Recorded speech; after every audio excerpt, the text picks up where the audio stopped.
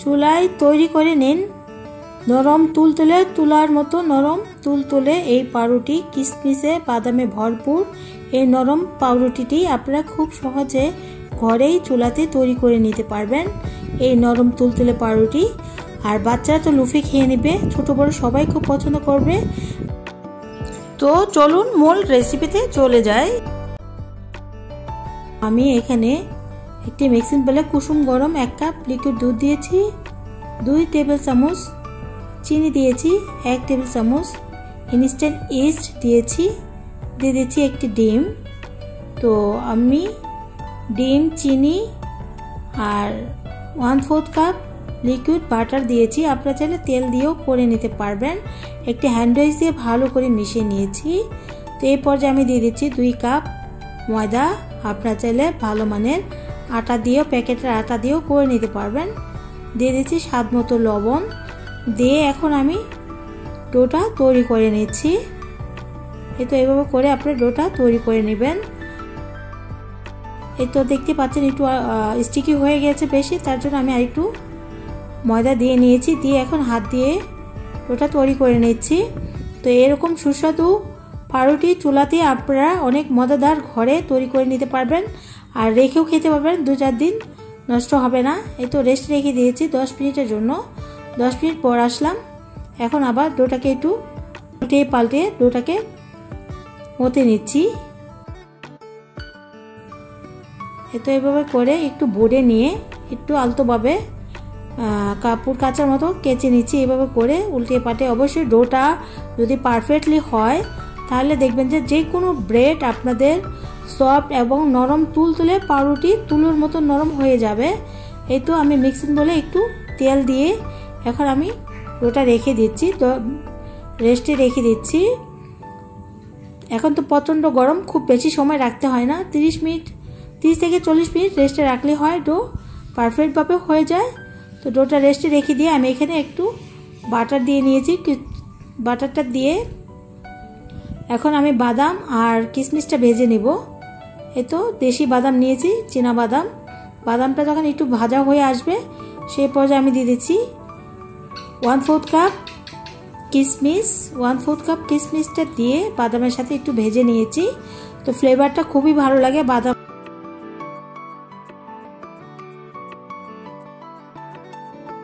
এই তো ভাজা হয়ে গেছে, চুলাটা এখন অফ করে দিয়েছি। এখন আমি তুলে নিব। আর ডোটার দিক দিয়ে রেস্টে রেখেছিলাম, ডোটা পারফেক্টলি হয়ে গিয়েছে। তো এখন আমি ডোয়ের গ্যাসগুলো বের করে নিচ্ছি। এভাবে করে অবশ্যই গ্যাসগুলো বের করে নেবেন। তো আমি কিন্তু আরও পাউরুটি দিয়েছি, চুলায় তৈরি এবং ওভেনেরও আছে। আপনারা আমার এই পাউরুটিগুলো দেখে আসবেন আর অবশ্যই মন দিয়ে একটি রেসিপি, যে কোনো মানুষ যার রেসিপি দেখেন খুব মনোযোগ সহকারে দেখবেন, অবশ্যই আপনারা এরকম পারফেক্টলি পাউরুটি তৈরি করতে পারবেন। যে কোনো রেসিপি আপনারা তৈরি করে নিতে পারবেন খুব সহজভাবে। এই তো আমি ডো কাটার দিয়ে কেটে নিয়েছি। তো আপনারা চাইলে হাত দিয়েও কিন্তু করে নিতে পারবেন। তো এখন আমি বল শেপ দিয়ে নিচ্ছি। তো আমার আজকের রেসিপিটা যদি ভালো লাগে লাইক, কমেন্টস অ্যান্ড শেয়ার বেশি বেশি করে করুন।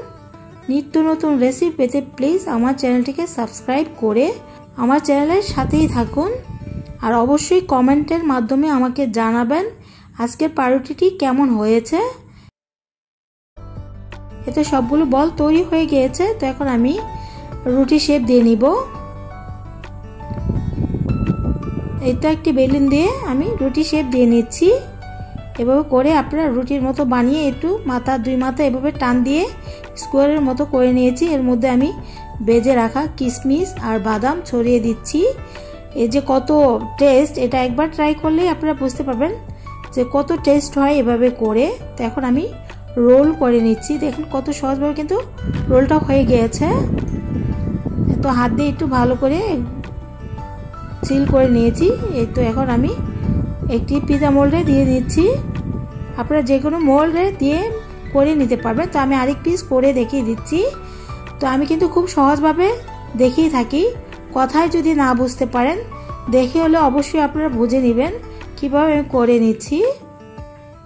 এই তো এভাবে করে আপনারা রুটিটা করে এভাবে রোলগুলো তৈরি করে নেবেন কিশমিশ দিয়ে আর বাদাম দিয়ে। তো হয়ে গিয়েছে। এভাবে করে যদি দেখেন যে সিল হয়েছে না, তাহলে এই সাইডগুলো একটু হাত দিয়ে সিল করে এভাবে গড়িয়ে নেবেন। তো একে একে আমি এভাবে করে রেডি করে নিচ্ছি। তো আমার আজকের রেসিপিটা অবশ্যই আপনাদের খুব সহজভাবে আপনারা তৈরি করে নিতে পারবেন বাসায়। তো পিৎজা মোল্ডে একে একে সবগুলো রোল আমি দিয়ে নিয়েছি। আপনারা চাইলে স্টিলের প্লেটও কিন্তু এভাবে সাজিয়ে নিতে পারবেন। তো আমি রেস্টে রেখে দিচ্ছি, 10 থেকে 15 মিনিটের জন্য রেস্টে রেখেছি। তো এখানে আমি তো একটি ডিমের মধ্যে 1 চা চামচের মতো চিনি দিয়ে একটু ফেটিয়ে নিয়েছি। এখন আমি উপর দিয়ে ব্রাশ করে দিব যেন ভালো একটি কালার আসে, বেকারির মতো পাউরুটির যে বেকারি কালারটা আসে পাউরুটির উপরে, সেই কালারটা আসার জন্য অবশ্যই আপনারা এভাবে ডিম আর চিনি ব্রাশ করে নেবেন।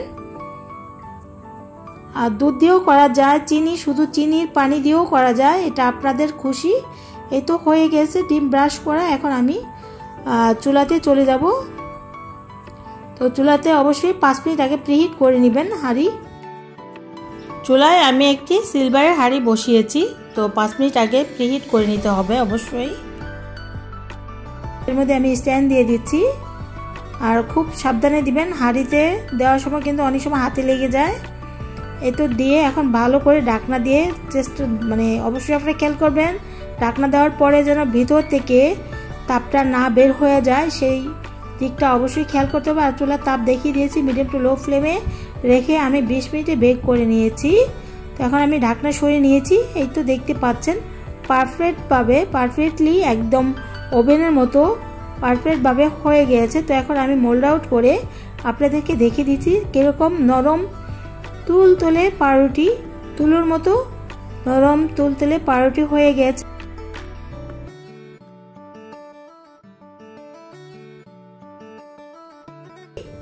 তো দেখি কিন্তু আপনি বুঝতে পারছেন। তো আশা করি আমার আজকের রেসিপিটা আপনাদের কাছে ভালো লেগেছে। যদি ভালো লাগে অবশ্যই আমাকে কমেন্ট এবং লাইকের মাধ্যমে জানাবেন। তো আমার আজকের রেসিপিটা এখানেই শেষ করব। আজকের মতো আল্লাহ হাফেজ।